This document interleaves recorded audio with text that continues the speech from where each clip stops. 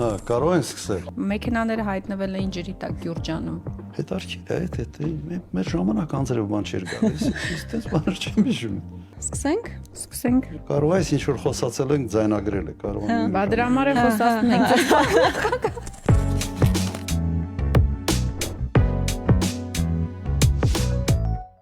Պարոն նախագահ, Ագնեսա, նախորդ ոդքասթը շատ հետաքրքիր էր, ես կապանից դիտեցի այն, բավականին լավն էր, բովանդակալից, կարծում եմ շատ հստակ մեսիջներ գնացին մեր ժողովրդին։ Այս մեկն առաջարկում եմ խոսել վերջին ժամանակահատվածում ամենաակտուալ թեմայի մասին միջազգային քաղաքականության մեջ Իրանի շուրջ տեղի ունեցող զարգացումների մասին։ Օրերս Իսլամաբադում բանակցություններ են սկսել Միացյալ Նահանգների եւ Իրանի միջև, եւ ինչպես ամերիկյան աղբյուրներն ասում են, մոտ 21 ժամ բանակցություններ են տեղի ունեցել, բայց հիմնական մի քանի կետերի շուրջ այդպես էլ հանգուցալուծման չեն եկել, այսինքն պայմանավորվածություններ արդեն ձեռք չեն բերվել։ Չնայած պլանավորել են հաջորդ этаպը եւս պետքա տեղի ունենա բանակցությունների, բայց այս փուլում արձանագրենք, որ դեռևս պայմանավորվածությունների չեն հասել։ Ուզում քննարկենք, թե ընդհանրապես ինչ զարգացումներ են հնարավոր եւ այդ զարգացումների համատեքստում քաղաքական, տնտեսական, անվտանգային առումով ինչ հետևանքներ կարող են լինել Հայաստանի Հանրապետության համար։ Թեման իսկապես հետաքրքիր է եւ իմ տպավորությունը այնպեսին է, որ սա բերելու է բավական լուրջ գլոբալ փոփոխությունների։ Ինչ կատարվեց։ Ըստ էության Միացյալ Նահանգները եւ Իսրայել հարձակվեցին Իրանի վրա,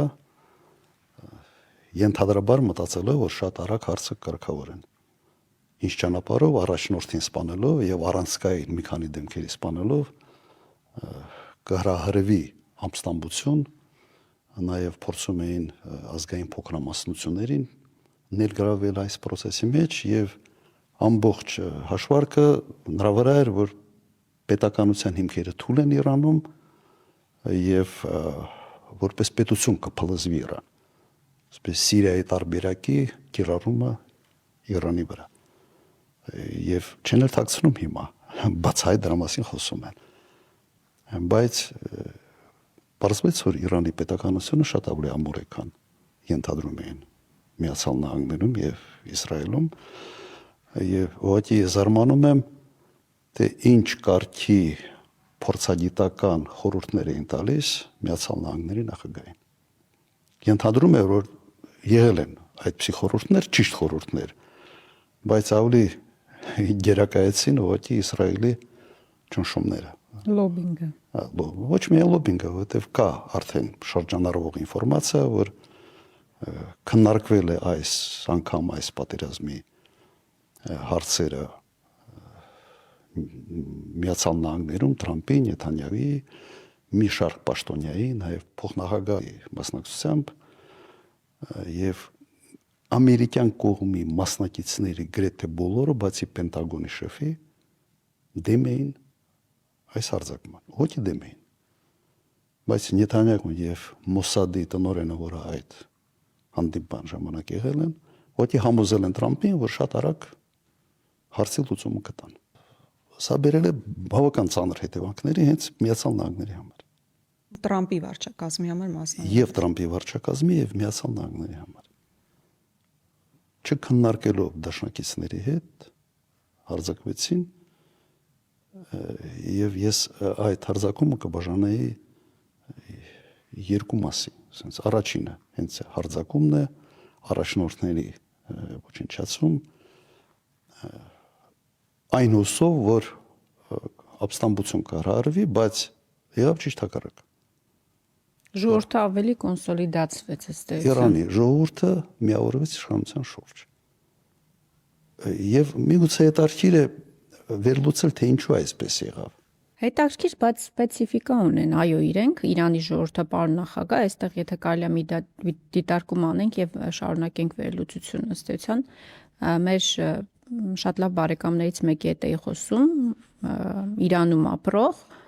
հայ գործունեություն ծավալող եւ ասում է, որ հետաքրքիր է, որ այս պատերազմից առաջ բավականին հատկապես տնտեսական հողի վրա դժգոհություններ կար մարդկանց մոտ։ Իսկապես մեծ դժգոհություն էր հասունացել։ Ոսում է այս պատերազմի ֆոնին ամբողջությամբ կոնսոլիդացիա գնաց ժողովրդի։ ամբողջական կոնսոլիդացիա գնաց։ Չգիտեմ, այս Իրանի ժողովրդի երևի սպეციფიკան է նաև։ Ագնեսա դու ինձ ստիպեցիր sense ավելի խորը թեմայի մեջ մտնեմ, նայեք, չի կարելի Իրանը համեմատել օրինակ Սիրիայի հետ կամ Իրաքի կամ Լիբիայի հետ։ Չի կարելի։ Սիրիան պատմություն հետևյալն է, Սիրիան եղել է օրինակ Օսմանյան կայսրության մի մաս։ Կայսրությունը փլուզվելուց հետո այդ տարածքը անկախացել է, բայց ավելի ճիշտ ոչ թե անկախացել է, այլ ֆրանսիական զորքերը մտցվել օրինակ այդ տարածքում եւ տարբեր իրար հետ կապ չունեցող տարբեր էթնիկական խմբերով բնակեցված տարածքը ֆրանսիացիք իրար կպցնելով ձևավորել են ստեյության պետականություն։ Եվ այդ պետականությունը ամուր հիմքեր չուներ, այդ ժողովուրդը ընդհանուր ինքնություն չուներ։ Այդ ինքնության թեման նաև սրա հետ է շատ հետաքրքիր կապված։ Եվ ըստ էության հետագայում Սիրիան Ասադի բռնապետական հակումների շնորհիվ պահպանում էր որպես միասնական երկիր։ Նույնը եղել է Իրաքի հետ։ Ուղղակի բրիտանացիների պրոտեկտորատ ձևավորվեց այստեղ եւս Օսմանյան կայսրության մի մաս էր, նույնը եղավ Լիբիայում, որտեղ իտալական զորքը դա արեց։ Լրիվ այլ իրավիճակներ են։ Հիմա եթե համեմատում ենք Իրանի հետ, Իրանը ունի 3000 տարվա չընդհատված պետականություն։ Եվ ունեն շատ ամուր ինքնության զգացողություն Իրանի ժողովուրդը։ Եվ երբ հարձակվում են նման երկրի վրա, այդ ինքնությունը այն ցեմենտն է, որի շուրջ միավորվում է ժողովուրդը եւ մի դիտարկում եւս երբ դու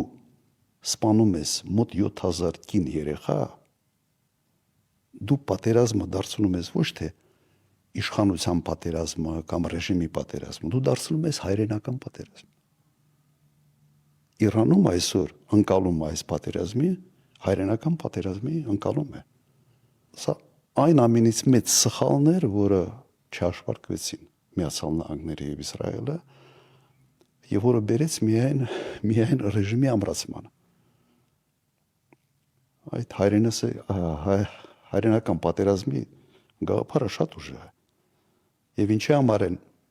ընդհանրապես երկրներում քրիտիկական պահերին խոսում հենց դրա մասին։ Դու պայքարում ես ոչ թե կառավարության համար, դու կռվի մեջ ես մտնում ոչ թե կոնկրետ ռեժիմի համար, մեկը սիրում է այդ ռեժիմին, մեկը չի սիրում, բայց դու պատերազմի մեջ ես մտնում եւ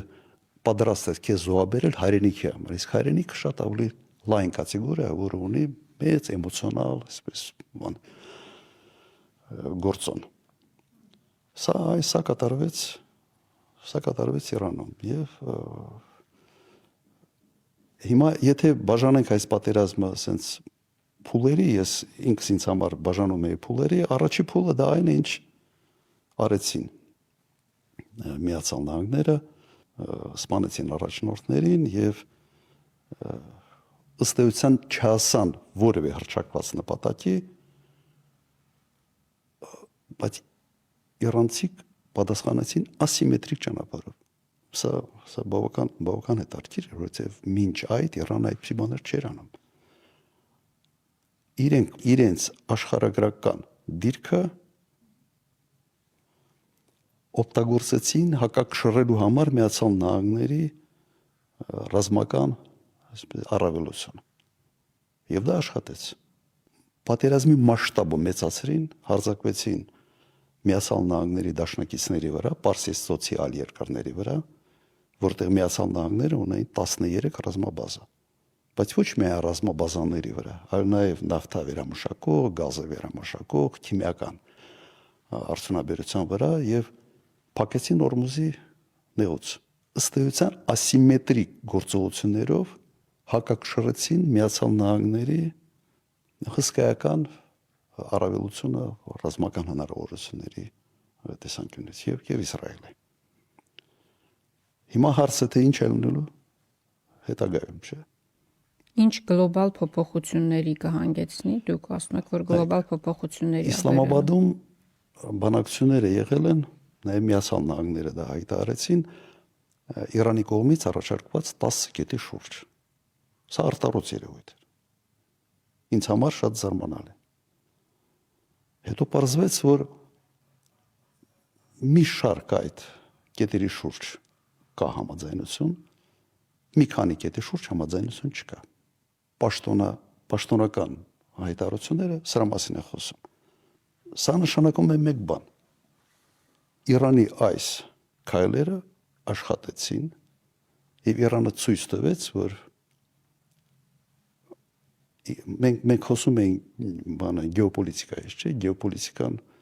դա նրա մասին է, թե ինչպես է քո աշխարհագրությունը ազդում քաղաքականության վրա։ Սա փայլուն օրինակ է։ Ես հավանականությամբ բավական մեծ իմ տպավորությունը այնպեսին է, որ այնուամենայնիվ ինչ որ բանի շուրջ պայմանավորվելու են։ Եվ հարցը այստեղ ավելի շատ գիտեք ինչ դաշտում ենք գտնվում։ Պատրաստ է Իրանը թեկուզ փոքր բայց զիջումների, թե պատրաստ չի։ Թե իրենք հասկացել են եւ ընկալել են, թե ինչ կարգի գործիքակազմ իրենք ունեն ինքնահաստատվելու համար։ Միացյալ Նահանգները կարողանալու են այնպիսի լուծման գան, որը կհայտարարի որպես հաղթանակ։ Մի տարօրինակ վիճակ ենք ունենալու եւ Միացյալ Նահանգները ասելու են հաղթել ենք, Իրանը ասելու են հաղթել ենք։ Հիմա էլ անում են դա երկու կողմը։ Հիմա էլ դա անում են։ Եվ եւս մեկ հանգամանք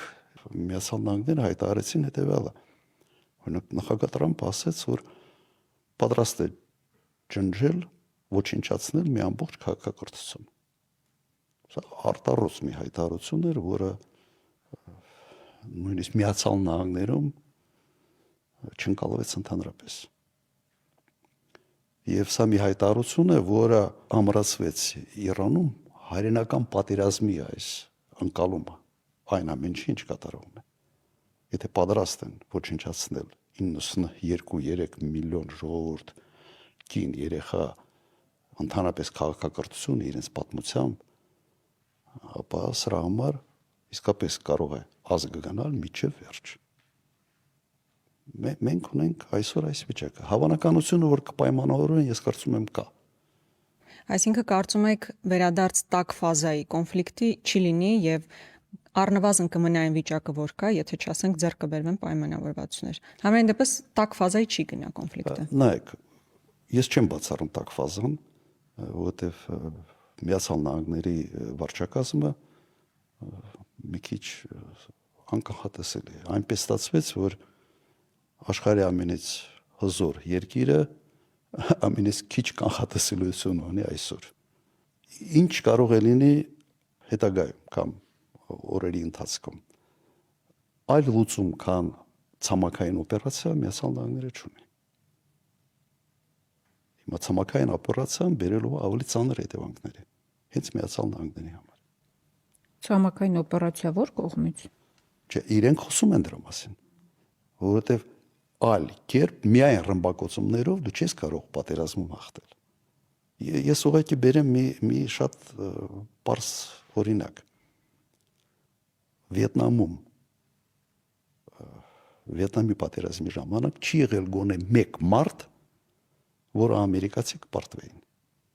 Չի եղել մարդ։ Բայց պատերազմ պարտվել են։ Աֆղանիստանում չի եղել մեկ մարդ, որտեղ Միացյալ Նահանգները իր դաշնակիցներով պարտված լինեն, որովհետև դու հզոր ես, քո ռազմական հնարավորությունները անգամներով ավելի մեծ են, քան քո հակառակորդի, դու ոչ մի մարդ չես պարտվում, բայց պատերազմ պարտվում ես եւ հայտարարակ ձևով ես պարտվում։ Հիմա ցամաքային օպերացիան նշանակելու է նույնը՝ խրվել մի պատերազմի մեջ, որի հեռանկարը արդեն պարզ է թե ինչպեսին է լինելու։ Ես նկատի ունեմ մեր համար դա շատ վտանգավոր սցենար կարող է դառնալ։ Ժողովրդական խոսքը, որ ասում է քիչ-քիչ մեր տներին են մոտենում, այդ կոնտեքստում վախեցած հարցրեցի ցամաքային օպերացիա որ կողմից, որովհետև թռիփ ունենք այնտեղ, որ պետքա գցենք։ Բացառել չի կարելի։ Հիմա Նկատում եմ վտանգները մեր համար ինչքան են դառնում։ Հիմա կգանք ասնենք մեզ համար։ Հիմա նայեք, եթե հասներ համաձայնության, իսկ ես հավանականությունը տեսնում եմ, եւ ստե իհարկե կարեւոր է, որ նաեւ իրանական կողմը ասես չափից դուրս մաքսիմալիստական դիրքերից հանդես չգա։ Ակնհայտ երևում է, որ երկու կողմն էլ պետք է շատ գրգռված լինեն այս ամենը կանգնեցնել։ Բայց այլևս աշխարհը այնպեսին չի լինելու, ինչպեսին էր մինչ այս պատերազմը, եւ համոզված եմ, որ Իրանը եւս նույնը չի լինելու։ Իրանը զգացել է իր ուժը, իր հնարավորությունները։ Եվ նաև ցույց է տվել մյուսներին։ Եվ ցույց է տվել, որ այո, ինքը պատրաստ է իր պետականության համար, պատրաստ է պայքարել, պատրաստ է զոհաբերության։ Եվ նայեք այն փաստը, որ նաև Իրանի ժողովուրդը հավաքվում է իր մարդիկ, ուղղակի պարզ մարդիկ հավաքվում էին այն օբյեկտների շուրջ, Կամուրջի վրա էին հավաքվում, կարող էին ռմբակոծվել, սա այնպեսի ցուցիչ է, որ բոլոր նպատակները, որոնք հռչակված էին այս պատերազմի համար, ուղղակի ձախողվել էին։ Հիմա մեզ համար այդ սցենարի դեպքում մենք ամենի շահագրգիռ կողմն ենք, որ կարողանան պայմանավորվեն Իրանը եւ Միացյալ Նահանգները, Իսրայելից չեմ խոսում, որտեղ այստեղ պայմանավորվելու ոչ եզրեր չեմ տեսնում, բայց մենք ամենի շահագրգիռ կողմն ենք, որ իրար հետ պայմանավորվեն։ Եվ այս վիճակից Իրանը դուրս գա ավելի մեծ ազդեցության լծակներ ունենալով։ Այսպես է դուրս գալու Իրանը։ Բայց եթե նաև սա նշանակի սանկցիաների վերանայում, ես ենթադրում եմ, որ նաև այս վիճակից դուրս գալը Իրանի համար նշանակելու է սանկցիաների ընդհանրապես կամ վերացում կամ շեշտակի թեթևացում։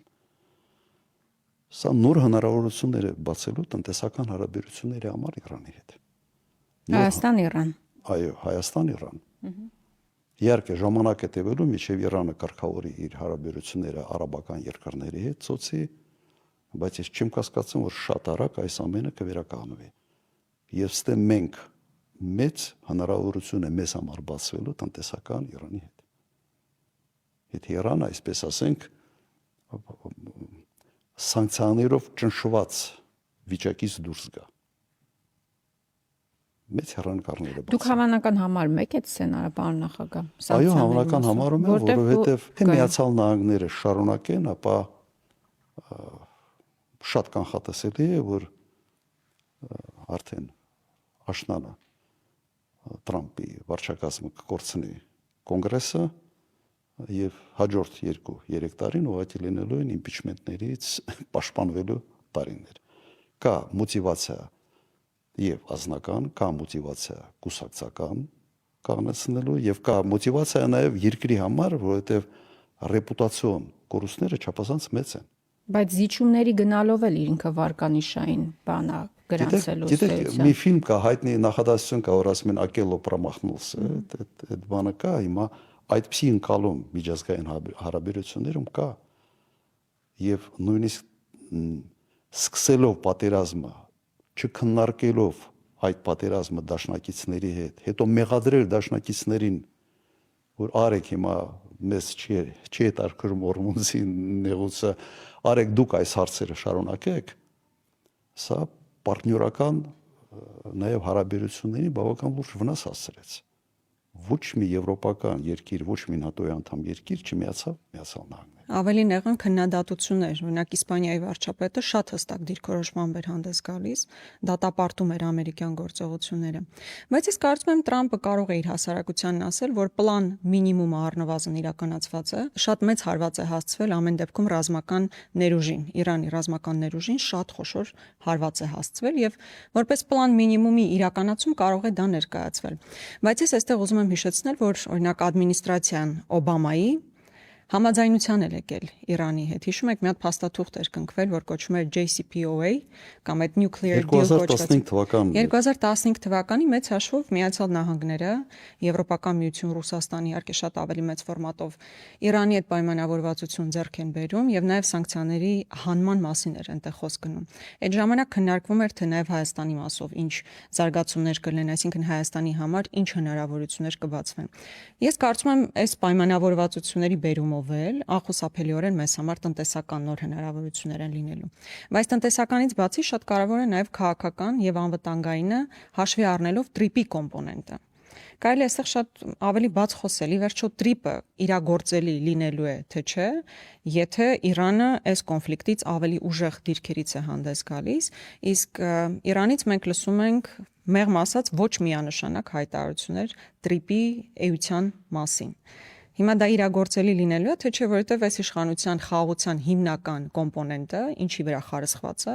տրիպն է, որ տրիպը կա, հետեւաբար մենք անվտանգ ենք, հետեւաբար խաղաղ ենք ապրելու։ Հիմա Իրանը ոչ միանշանակ հայտարարություններ է անում, իսկ այս կոնֆլիկտի բերումով իր դերակատարությունը ավելի բարձրացել է տարածաշրջանում եւ հաստատ թույլ չի տալու կամ առնվազն մեծ վերապահումներ է ունենալու ամերիկյան ներկայության մասով, հենց իր սահմանի երկայնքով։ Տրիպը շատ մեծ հարցականի տակ է եւ այս պատերազմը շատ ավելի հարցեր առաջացրեց տրիպի նկատմամբ։ Ես չեմ տեսնում այս վիճակում տրիպի պրակտիկ իրագործում։ Լրջագույն հարցեր կառաջացնի Իրանի հետ, լրջագույն։ Եվ միակ շարունակելու տարբերակը ես տեսնում եմ այդ ֆորմատի ընդլայնումը։ Ներգրավել Ռուսաստան, Չինաստան, ներգրավել որևէ երկիր, որը Իրանի կողմից բարեկամ երկիր է անցալվում։ Այլ տարբերակ պրոբլեմային է։ Վերջերս իմ տպավորությամբ խնդրել են Գոսդեպին, որ ինչ որ մի հայտարարություն անեն, որ տրիպը դեռ ուժի մեջ է եւ այլն։ Ուժի մեջ չէ։ Քարոզչական որպես գործիք միգուցե այո, բայց իրականում ոչ։ Հետո դուք վերցրեք եւս մի հանգամանք, եթե Իրանից սանկցիաները հանեն եւ հասնեն մի համապարփակ լուծմանը, ապա Իրանի տարածքը դառնալու է տրանզիտի համար ամենից հարմար եւ կարճ տարածք դեպի Եվրոպա։ Սա գլոբալ հսկայական փոփոխություններ է բերելու։ Չինաստան, Պակիստան, Իրան, Թուրքիա, Եվրոպա։ Ամենից կարճ մարշրուտն է լինելու։ Գլոբալ փոփոխություններ են տեղի ունենալու։ Ստե խնդիրը Պակիստանի, Չինաստանի արանքում մեծ սարեր են, մոտ 500 կիլոմետրանոց սահմանը, սարեր են, բայց Չինաստանի հնարավորությունները այսօր եւ տեխնոլոգիական եւ ֆինանսական հնարավորություն են տալիս շատ կարճ ժամանակում եւ նավթամուղեր կառուցել, ճանապարհներ, երկաթուղիներ, սա գլոբալ փոփոխություններ է նշանակում այն ինչ կատարվում է։ Մեզ համար մենք շատ ավելի ուշադիր պետք է լինենք Իրանի հետ մեր հարաբերություններում։ Մենք ուղղակի չպետք է անել քայլեր, որոնք կքանդեն այն հարաբերությունները, որոնք ձևավորվել են տարիների ընթացքում։ Այս իշխանությունը վարպետ է հարաբերություններ քանդելու մեջ։ Ուղղակի վարպետ է։ Կարծում եմ հիմա իրենք էլ են հասկանում, որ խնդիրներ ունեն, բայց քանի որ նախընտրական ժամանակաշրջանը փորձելու են կարճել այն թեզերից, որոնց վրա արդեն ջանքեր են գործադրել, այսպես ամիսներ, տարիներ, քարոզել են, բայց խնդրեմը լուրջ է լինելու։ Եվ ես կրկնեմ այդ միտքը։ Տրիպը ամերիկյան ծրագիր է Թուրքիայի եւ Ադրբեջանի համար Հայաստանի տարածքում։ Այդ դեպքում մենք չենք ուզում ընդլայնենք, պարոն նախագահ։ Որ Հայաստանի համար դառնա ծրագիր։ Եթե չես ընդլայնում, եթե այդ տրիպը չի ասնում երաս, տրիպը չի աշխատում։ Բայց ընդլայնել ոչ թե հակադրվելով իրանցիներին։ Անունը կարող է տրիպ, նույնիսկ կարող է այդ ծրագրի մեջ ամերիկացիք չլինեն ընդհանրապես։ Բայց գաղափարը այդ ամբողջ տրանսպորտային հանգույցը կապել մեկ պարտավորությունների շրջանակներում, մեկ ծրագրի մեջ, ներգրավելով երկրներ, որոնց նկատմամբ Իրանը ունի լավ հարաբերություններ, ես նորմալ եմ սրանով։ Դե տեսեք, իրանք ասում են դա հնարավոր չի։ այս իշխանությունների արձագանքը այս առաջարկությանը նայա, որ դե Ռուսաստանն ու Չինաստանը պատրաստ չեն Ամերիկայի հետ մեկտեղ մի ծրագիր կյանքի կոչել։ Չէ, այդպեսի բան չեն ասում։ Չէ, ասում են։ Իրենք ասում են ամերիկացիք պատրաստ չեն, ոչ թե Ռուսաստանը։ Հա, այդ կոնտեքստում, ամերիկացիները պատրաստ չեն, այդ դեպքում իրատեսական չի, դա են ասում։ Իմ առաջարկը հետևյալն է, կարծում եմ մոտակա 1-2 ամսվա ընթացքում ամեն ինչ կպարզվի։ Եվ մենք հիմա խոսում ենք կանխատեսումների մասին։ Իմ կանխատեսումը, որ այո, այստեղ լրջագույն խնդիրներ առաջացել են։ Որտեղ մի ամբողջ քարոզչություն կառուցեցին թրիփի վրա։ Խաղաղության քարոզչություն, իրենց ամենահիմնական թեման։ Մեխը էր էլի թրիփներ մեխը, բայց չկա։ Այդ մեխը ծռել է։ Այդ որ sense լավ չեն բանով այդ մուրճը որ լավ չեն խփում մեխին ծռում է, չէ՞։ Հետո փորձում են ուղղել, հետո մյուս կողմի վրա է ծռում։ Մի 2-3 անգամ 2-3 կողմի վրա ծռում է, հետո կոտրում է այդ մեխ։ Հիմա այդ տրիպի վիճակը սա է եւ ես կրկնեմ, ես եթե նկատել եք դուք, ես տրիպի դեմ չէի խոսում ընդհանրապես։ Դուք ընդլայնման։ Ես խոսում եմ, որ համատեքստում եւ գործընկերների ներգրավման այս ֆորմատով մեզ ոչինչ չի տալիս։ Ուրեմն եթե ուզում ենք, եթե դա ամերիկյան ծրագիր չի Թուրքիա-Ադրբեջանի համար մեր տարածքում, ուրեմն պետք է այնպիսի ծրագիր լինի, որը նաեւ մեր ծրագիրը լինի, նաեւ մենք դրանից օգուտներ ստանանք։ Պրոհայկական մոտեցումը սա պետք է լինի։ Այս թեման ամփոփելու մասով եթե դեմ չես, պարոն նախագահ, եթե ամփոփելու լինենք, հիմա մենք այս իրավիճակում ունենք վատագույն սցենար, դա ռազմական գործողությունների շարունակում ցամաքային ճանապարհով տարբերակով եւ լավագույն սցենար փոխհամաձայնության են գալիս, որը հանգեցնելու է ընդհանուր միջև սանկցիաների վերացում, որը լայն հնարավորություններ է բացելու Հայաստանի Հանրապետության համար։ Վատագույն սցենար եւ լավագույն սցենար։ Ձեր կարծիքով, եթե ամփոփենք այս թեման, որը կլինի ի վերջո։ Այո, կա երկու սցենար, բայց երկրորդ սցենարը, վատագույն սցենարը, մեկը բերելու է նույն սցենարին։ Ուղղակի ավելի շատ ժամանակ, ավելի մեծ կորուստներով, բայց ինքը ձև չունի չգալու նույն սցենարին։ Ի վերջո պայմանավորվելու են։ Եվ ինչքան, եթե լինի ցամաքային օպերացիա, ես ուղղակի չեմ կասկածում, որ խնդիրները ավելի մեծ են լինելու եւ face saving-ի տարբերակը շատ ավելի դժվար է լինելու, բայց այնուամենայնիվ ավարտվելու է նույն սցենարով, պայմանավորվելու են։ Դրա համար ես այստեղ Հայաստանի համար կա եւ ասենց ասեմ ինքը պատերազմը ընդհանրապես վատ է, բայց հերանեկարը գլոբալ փոփոխությունները, որոնք այս պատերազմի արդյունքում կատարվելու են, ի վնաս չի մեր շահերի լինելու։ Փոփոխությունները կրկնեմ։ Պատերազմը իհարկե խփում է, բոլորին է խփում։ Եվ այսօր երևի ամենից մեծ հարվածը ստացել են եվրոպացիք, որոնք այս պատերազմի հետ որևէ առնչություն չեն ունեցել։ Հետաքրքիր է, որ Միացյալ Նահանգներում թվում էր, թե բազենների սպանելով աղավնիներ են գալու իշխանության։ Բայց եթե դու սպառնում ես ոչնչացնել մի քաղաքակրթություն, բազենների սպանելով միայն ավելի ռադիկալ բազեններ են գալիս իշխանության։ Այս հաշվարկը ինչ հողի վրա են արել, ինձ համար հայտնի չէ։ Ես կարծում եմ, ինչ կանխատեսում ես տակ ֆազան այլևս չեմ պատկերացնում, բացառապես այն բանի բերումով, որ Տրամպի ադմինիստրացիան շատ լուրջ վտանգի առջև է կանգնած, այսինքն ինքը չի կարող բացատրել ամերիկյան հասարակությանը, թե հիմա ինչու է շարունակում պատերազմը։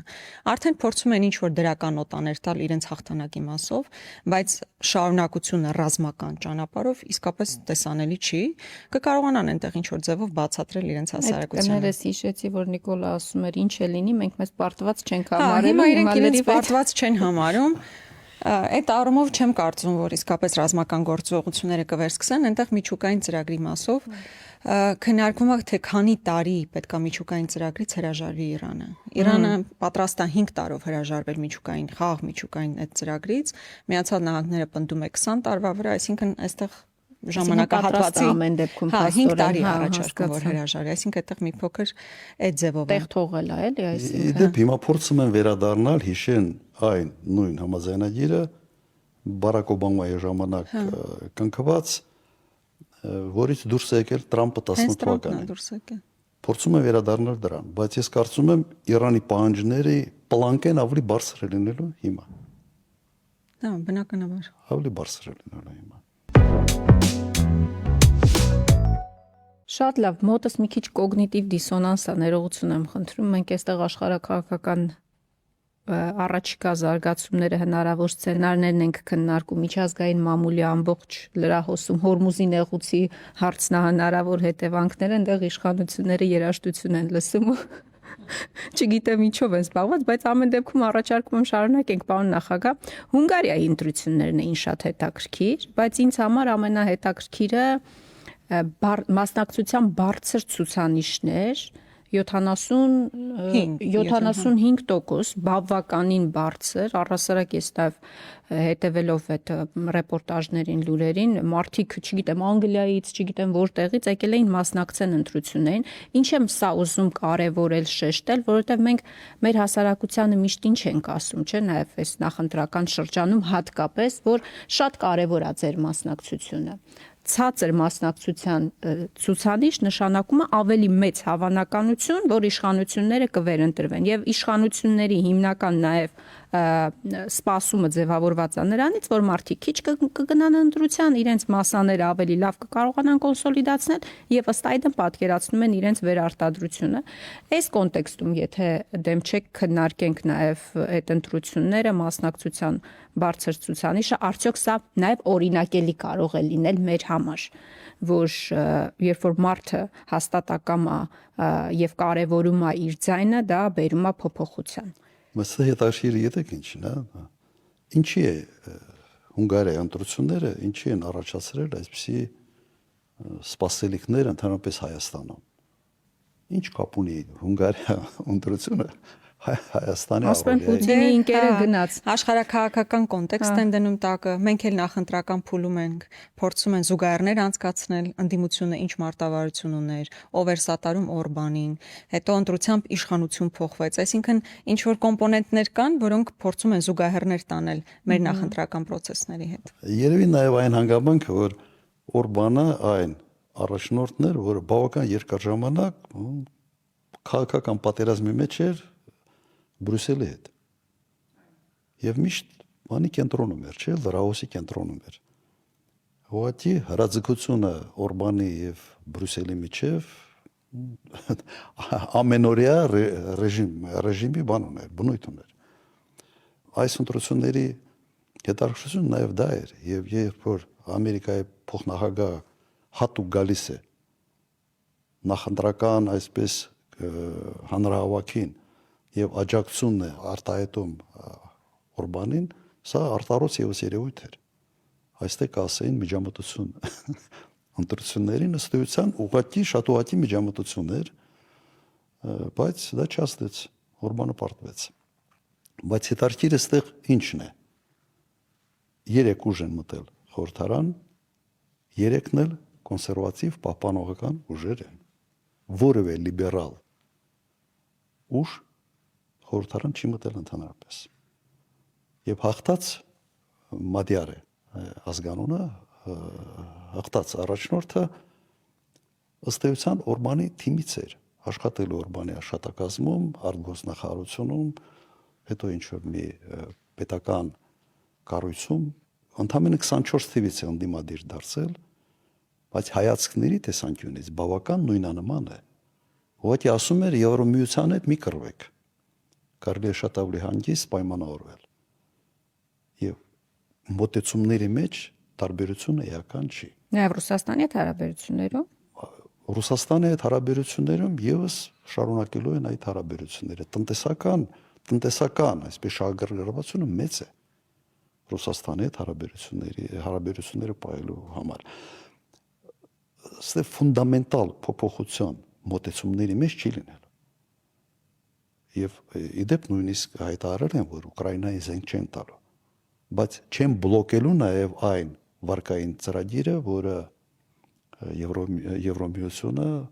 փորձում էր տրամադրել Ուկրաինային, բայց Օրբանը ուղղակի իր վետոյի իրավունքներ կիրառում։ Բայց այստեղ իրենք ասում են մենք մասնակցություն չենք ունենալու։ Վետո չենք դնի Ուկրաինային տրվող գումարին, բայց մենք մաս չենք կազմելու այդ տրամադրվող գումարին։ Այսպես ասենք, այդ Հունգարիան առաջնային է մեզ համար, այդ լոզունգը կամ ասենց Հունգարիա first լոզունգը մնալու է ուժի մեջ։ Եվ ստե մի շատ հետաքրքիր բան, իրենց համակարգ ընտրական ունի մեծամասնական եւ համամասնական խառնը, հա։ հա խառն։ Տարբերությունը համամասնականում շատ փոքր էր, ընդամենը 3 ձայնի տարբերությամբ Օրբանը պարտվեց։ Մեծամասնականում խայտարակ պարտություն գրեց Օրբանը։ Խայտարակ պարտություն 106 տեղից ընդամենը 13-ն է ինքը վերցրել, մնացած ամբողջությամբ գնացել է այդ նոր ուժին։ Սա մի անհասկանալի մի երևույթ է, սա խոսում է երևի նրա մասին, որ որոշակի հոգնածություն կար նաև մարդկանցից, բայց որ իշխանությունը պարտվի մեծամասնական տարածքներում, հարաբերակցությունը համարյա հակառակներ, հիմա ասենց փոխվեց հակառակը եւ դրա հաշվին հանդիմությունը ըստ էության խախտեց եւ բավական ջախջախիչ հաղթանակ էր մեծամասնականի հաշվին։ Բայց կրկնեմ, սա գաղափարախոսական փոփոխություն չեղավ։ Նույն կոնսերվատիվ ուժերը եկել են իշխանության, ուղղակի ավելի շատ մտածելով, թե պետք չի հակադրվել Եվրոպային այս տարբերակով, ինչպես անում էր Օրբանը, եւ կարծում եմ նաեւ որոշակի այս ինչ որ կատարում է աշխարհում, որոշակի հակաամերիկյան տրամադրություններ է ստեղծում Եվրոպայում եւ միգուցե նաեւ հələ Պարշի Վենսի գալ եւ աջակցություն հայտնել հանրահավաքում ավելի շատ օգնեց Օրբանին, թե խանգարեց։ Ես իրականում պետք է ասեմ, որ ուրախ եմ, որ Օրբանը հեռացել է, էմոցիոնալ բան եմ ասում բացառապես որպես հայ մարդ, որովհետև նույն Օրբանն էլ, որ Սաֆարովին հանձնեց Ադրբեջանին եւ հետո Սաֆարովը Ադրբեջանում հերոսացավ։ Բացառապես այդ կոմպոնենտով պայմանավորված ուրախ եմ, որ ինքը հեռացել է։ Բայց կարծում եմ մեզ համար որպես ընդդիմություն կարևոր մի քանի մեսիջ կա, որ կարելի է փոխանցել մեր հասարակությանը։ Առաջինը, որ տասնամյակների իշխանությունը ընտրություններով փոխվեց։ Եվ այո, պետքա թույլ չտալ, որ այս իշխանությունները Նիկոլ Փաշինյանի գնան երրորդ սրոկի, այսինքն անդադար արդեն 12 տարվա իշխանություն ունենան եւ հնարավոր է ընտրություններով փոխել։ Երկրորդը, որ մասնակցելիությունը էական ազդեցություն է ունենում ի վերջո արդյունքների վրա։ 70%-ից ավել մասնակցության բերումով է, որ Օրբանը պարտվել է։ Եվ երրորդ կարևոր եզրակացությունը, որին պետքա գալ, որ կապ չունի նույնիսկ այն պարագայում, որ Օրբանին աջակցում էր Վենսը, ասում են Ռուսաստանը, բոլոր տարբեր կենտրոններ աջակցում էին, նույնիսկ Վենսը նախընտրական փուլում Հունգարիայում էր, միևնույնն է դա չի փրկել Օրբանին։ Այսինքն այսօր նույնիսկ եթե մենք հնչում ենք հայտարարություններ տարբեր երկրների կողմից Նիկոլ Փաշինյանին սատարող, դա ոչինչ չի նշանակում, եւ միայն ժողովուրդն է, որ իր ընտրությամբ պետքա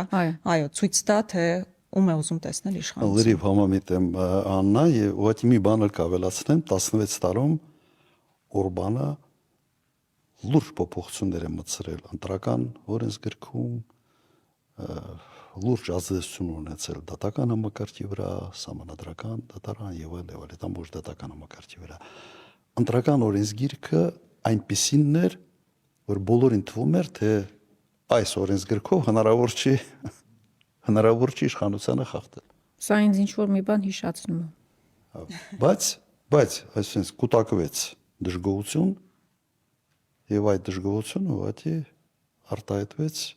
ասենց քվեններով, ընտրությունների արդյունքով։ Մի բան էլ ավելացնեմ, Օրբանը նաեւ դիտորդ էր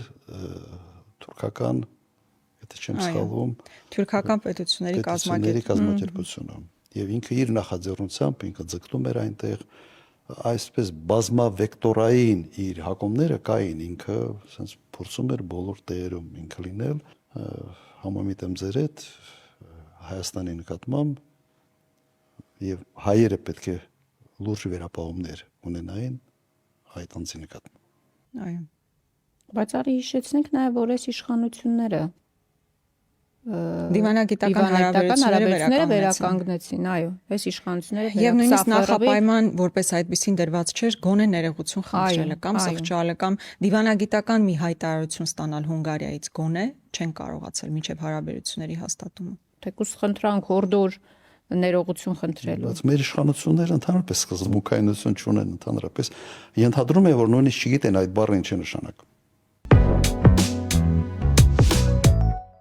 Շատ լավ, անցնենք մեր ներքաղաքական կյանքի մի քանի զարգացումներին էլի, նաև շարունակությունը նախորդ ոդքասթի, Աննա, շարունակվում է քննարկման առարկա մնալ եւ իշխանության շրջանակներում եւ ընդդիմության մոտ Նիկոլ Փաշինյան Վլադիմիր Պուտին հանդիպումը եւ հիմա երեք նաեւ ազգային ժողովում իշխանությունները ինչ են փորձում համոզել ժողովրդին, որ այն ինչ դուք տեսել եք եւ լսել եք, այդ չի։ Դուք սխալ եք հասկացել, հարաբերությունները շատ լավ են, մենք իրար հետ շատ լավ ենք, մենք Ռուսաստանի հետ չենք պատրաստվում թշնամանալ, պատերազմ չենք հայտարարելու եւ այլն, որ ամեն ինչ շատ լավ է եւ պետք չի այսպես լուն ուղտ սարքել։ Այս մասով իրոք այդպես է, կարող մենք ենք չափազանցնում, չգիտեմ։ Չէ, խնդիրները լուրջ են։ Կարծում եմ այն ինչ ասում եք, գալիս է հետեւյալից, իրենք զգացել են, որ մարդիկ մտահոգված են այդ հարաբերությունների սրման։ Եթե կան մեր ժողովրդում մի մասը, որը որոշակի հաստատություն ունի Ռուսաստանից Արցախի կորուստի հետ կապված, ապա դա չի նշանակում, որ այդ զանգվածը ուրախ է,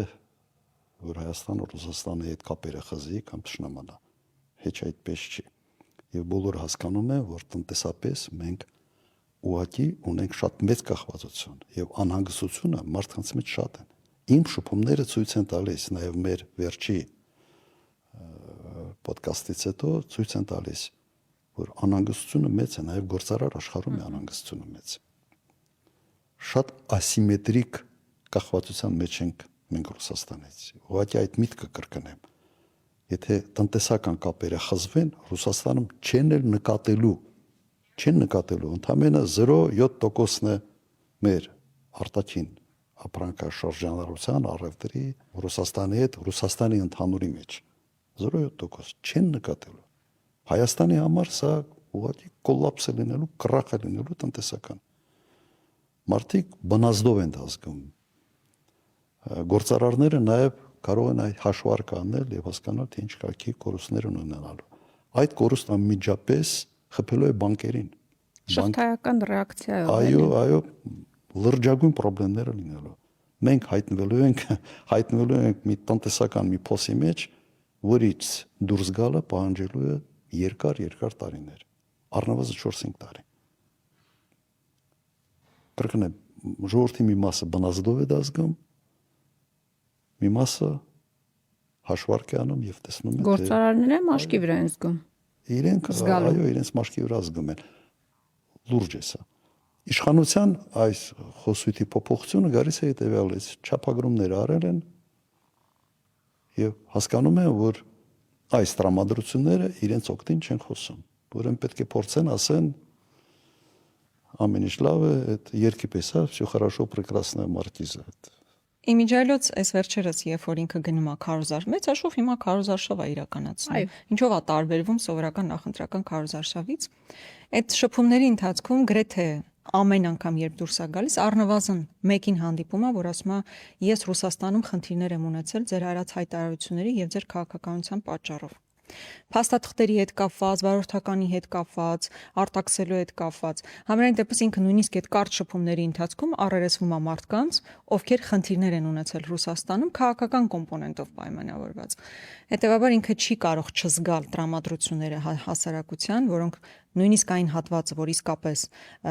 Ռուսաստանից հիասթափված է, մեղավորություն է տեսնում Ռուսաստանի գործողություններում, Արցախի եւ նաեւ Հայաստանի որոշակի հարցերի հետ կապված, միևնույնն է չի կարծում, որ մենք ունենք ներուժ թշնամանալու Ռուսաստանի հետ։ Եվ ես կարծում եմ, որ շատ բնական է, որ իրենք փորձելու են այս խոսույթը փոխել։ Հիբրիդային պատերազմից մինչև մեր մեջ ամեն ինչ նորմալ է, մենք խնդիր չունենք Ռուսաստանի հետ, շատ արագ անցումը տեղի ունեցավ իրականում։ Բայց հիմա էլ եվրոպական խումբ կաստը ուղարկված Եվրոպայից, որոնք հիբրիդային պատերազմի չզոքացմամբ են զբաղվում։ Իսկ մի կողմից դու այդ խումբը բերում ես, դիմում ես եվրոպացիներին, բերում ես այստեղ խումբը, մյուս կողմից ասում ես ամեն ինչ լավ է։ Ինչն է լավ։ Այս երկու հանգամանքը իրար հետ ո՞նց է համատեղվում։ Ամեն սա կեղծիքի, ստի, երեսպաշտության ինչ որ մի ուրիշ մի մակարդակ է։ Իմիջիայլոց այս վերջերս պարզ դարձավ, որ Եվրոպական միությունից, որ խնդրել էին 15 միլիոն հիբրիդային հարձակումների դեմ պայքարելու համար, պարզում է այդ գումարը գնացել է ՀԿ այն սեկտորին, որի ֆինանսավորումը կտրվել էր Միացյալ Նահանգների ադմինիստրացիայի կայացրած որոշման հետևանքով, այսինքն USAID-ից ստացվող գումարը, այլ կազմակերպություններից ստացվող գումարի փոխարեն հիմա այդ 15 միլիոնը գնում է, եւ եթե դուք Facebook-ը սկրոլ անեք կամ տարբեր հարթակներ սկրոլ անեք, անդադ ռեկլամի տակ դրված տարբեր տեսանյութեր են գալիս հենց այդ նույն ՀԿ-ներից, այսինքն ՀԿ-ները ակտիվ այդ քաղաքականության մեջ են մտել, հակաընդդիմադիր, պրոիշխանական նյութեր են համատարած տարածում։ Միգուցե այսպես ձևակերպենք, ֆինանսավորվել է Եվրոպայի կողմից հիբրիդային պատերազմի գործիքակազմը Հայաստանի դեմ։ Ես կարծում եմ, որ իրենց այս խոսույթի նաև փոփոխությունը պայմանավորված է նրանով, որ իրենք նաև հասկացել են եւ զգացել են, որ մարդիկ հասկացել են։ Մարդիկ շատ լավ ամեն ինչ տեսնում եւ հասկանում են։ Եվ այս համատեքստում ինչ եք կարծում, արդյոք կստացվի իրենց մարդկանց մոլորեցնել, համոզել, որ ամեն ինչ լավ է, ու հիմա post-factum գիտես, որ սկսում եմ մեկնաբանել հրապարակային մակարդակով արձանագրվեց, որ կարող են խնդիրներ լինել երկու երկրների միջև, տնտեսական խնդիրներ կարող են լինել, նաև մեսիջ տալով մեր ժողովրդին, որ տեսեք ինչ են անում ձեր իշխանությունները։ Ագնեսա, նայեք, հարցադրումը հետևյալն է, չէ՞, կարողանան համոզեն իրենք մարդկանց, որ իրենք ճիշտ են։ Այս ֆոնին, երբ որ բաց ասվեց ամեն ինչի մասին, ես սրանից բաց ավելի չեմ պատկերացնում, այսինքն բաց ասված է, որ կարող են խնդիրներ լինել։ Ես հետևում եմ Քարոզ Արշավին, որը իրենք վարում են։ Դուք որևէ տեղ բովանդակային քննարկում լսել եք, տեսել եք։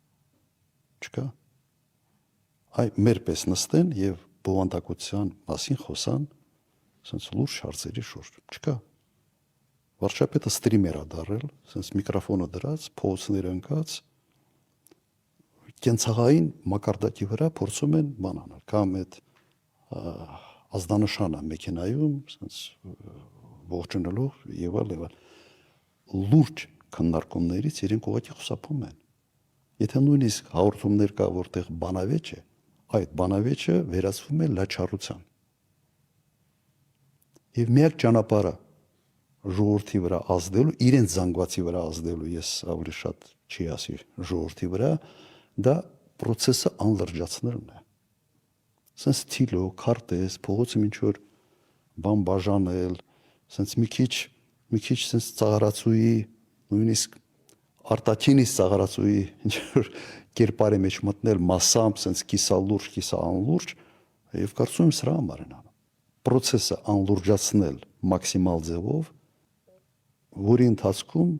բովանդակային քննարկումներ հնարավոր չունենալ։ Հա, բայց իրանք տեսնում են, որ այս խնդրից հնարավոր չի խուսափել։ Ես այդպեսի արձանագրում եմ արել, չգիտեմ, դու ֆիքսել ես դա։ Իրանք այս խնդրից զգացել են, որ հնարավոր չի խուսափել։ Կարող են անտեսել, բայց իրանք արձանագրել են, որ խնդիրը ժողովրդի մոտ հանրային ընկալումներում։ Այո, հանրային ընկալում։ Իրանք արձանագրել են, որ հանրային ընկալումներում ֆիքսվել է, որ կա խնդիր։ Դե հնարավոր չէ այդ հանրային ընկալումների խնդիրը չարձանագրել։ Այս Քարոզ Արշավի ժամանակ իրենք ֆիքսված են միայն այսպես իրենց հավատարիմ զանգվածի վրա։ Իրենք չեն փորձում հայ ժողովրդին համոզել ինչ որ բան։ Այո, բացառապես մոբիլիզացնելու համար իրենց բացառապես ինչ որ մի զանգվածի վրա, որի վրա իրենց կարծիքով դեռ իրենք ազդեցություն ունեն։ օրինակ մեր քարոզարշավը դեռ չենք սկսել, բայց այնինչ մենք անում ենք, մենք փորձ ենք անում համոզել հայ ժողովրդին տարբեր շերտերի, որ մենք ճիշտ ենք, որ այս կամ այն քայլերը սխալ է արվում, որ պետք է շտկել քաղաքականությունը։ Այնինչ մենք անում ենք նեղ, այսպես ասենք, ընտրազանգվածի վրա չի ուղղված։ Էական տարբերությունը դա է։ Ինքը չի փորձում համոզել հայ ժողովրդին, ինքը փորձում է համոզել այն զանգվածին, որը իր կարծիքով դեռ հավատարիմ է մնացել կառավարությանը, վարչապետին։ Տարբերությունը սրա մեջ է։ Որտեղ իր գերնպատակը բացառապես վերարտադրվելն է։ Միգուցե ընտրական տեսանկյունից հասկանում եմ, որ իրենք միգուցե զուտ ընտրական տեսանկյունից ճիշտ են անում, բայց իշխանությունը ունի պարտավորություն խոսել ամբողջ ժողովրդի հետ։ Տարբերությունը ընդդիմությանը իշխանության հենց դրա մեջ պետք է լինի։ Իշխանությունը պատասխանատու է, ունի լծակներ, իշխանությունը մեզ կարող է տանի կործանման, կարող է տանի բարգավաճման։ Բայց իշխանության կոմունիկացիան պետք է լինի ամբողջ ժողովրդի հետ։ Ինքը այդ կոմունիկացիան նեղացրել է sense մի նեղ ընտրազանգվածի ուղղությամբ է միայն աշխատում։ Սա խնդրեմ է Հայաստանի համար։ Միգուցե էլեկտորալ առումով, զուտ էլեկտորալ առումով ինքը ճիշտ է անում։ Բայց այդ դեպքում ինքը իր տեսակով ինքը առաջնորդ չի։ Ինքը չի մտածում երկրի մասին։ Ինքը տվյալ դեպքում մտածում է իր աթոռը ամեն գնով պահելու մասին։ Այդ մի տարօրինակ վիճակ է եւ մի 2-3 տարի առաջ նույնիսկ այս հարցի շուրջ արտահայտվել է, որ մենք ունենք անպատասխանատու իշխանություն եւ պատասխանատու ընդդիմություն։ Մենք մեզ պահում ենք որպես պետականամետ մարդիկ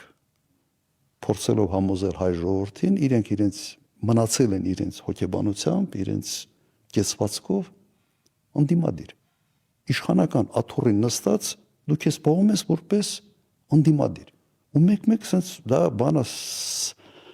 մեկ-մեկ անցնում է դա կլոունադայի։ Դու չես կարող այդ կեցվածքով աշխատացնել պետական համակարգ։ Հազարավոր մարդիկ ամենօրյա գործով աշխատում են որպես քաղցարայողներ, պետական ծառայողներ։ Դու անլրջացնում ես ամբողջ այդ համակարգը, որովհետև դու իրենց կառավարիչն ես այսօր, դու իրենց պետք է աշխատացնես ամեն օր։ Սա լրջագույն խնդրեմ է, իմ տպավորությունը այնպեսին է, որ միգուցե միջև վերջ դեռ չբացատրված, չգիտակցված, բայց սա մեր այսօրվա խնդիրների մի մասը գալիս է նաև այստեղից։ Այո, անլրջացնել ամեն բան, ու երբեմն որ լրահոսին հետևում ես, իր գործունեությանը հետևում ես, մտածում ես ինքը ընդհանրապես օրվա մեջ 5 րոպե գոնե պետական հարցերով զբաղվում է, թե չէ, որտեվ այս հանդիպումը, այն նկատի ունեմ տարբեր խմբերի, չգիտեմ, բիզնես միջավայրի հետ հանդիպումից մինչև մանկապարտեզի բացում, նախընտրական տրամաբանություն ունի, այնպես չի, որ դա պետական ծրագրի շրջանակներում անում, նախընտրական քարոզարշավ անում։ Բայց քանի որ պետական ապարատում ինքը սկսել է շատ մեծ պարգևավճարներ բաժանել, երևի մտածում է, որ պետական ապարատին այդ առումով ինչ որ ձև կզսպի դժգոհությունները պետական ապարատի։ Բայց ուզում եմ ասել, ինչքանով իմ տեղեկատվությունը կա, այդ պարգևավճարները հիմնականում ստանում են ավելի բարձր պաշտոն ունեցող անձինք, այսինքն նախարար, փոխնախարար, վարչության պետեր եւ ավելի ցածր հատվածում նկատնում եմ առաջին այնտեղ ոնց էր պաշտոնները, մասնագետները հիմնականում չեն ստանում այն պարգևավճարը, որ ստանում են քաղաքական պաշտոնյաները։ Ու կարծում եմ մեր մեսիջը պետք է ավելի հստակ լինի հատկապես այդ մարդկանց, որ ընդհակառակը իրանց վրա է հենված պետական համակարգը եւ նախ եւ առաջ եթե պարգևավճար ստանալու լինեն, հենց այդ մարդիկ պետք է պարգևավճարը ստանան եւ ոչ թե քաղաքական նշանակում ունեցող մարդիկ։ Եվ մեր ծրագրում էլ պետական ապարատի հետ կապված բազմաթիվ առաջարկություններ ունենք, որոնք ինձ թվում է դեռ կհասցնենք նաև ավելի մոտ նախընտրական շրջանին քննարկելու այս քաղաքականացվածությունը, որ ոչ թե գնահատվի քաղաքական հավատարմություն, այլ մասնագիտական որակները, ու այդ մասով էլ կարծում եմ բազմաթիվ անելիքներ ունենք անելու եւ միասին կարող ենք ու ամփոփենք։ Ամփոփենք։ Այո։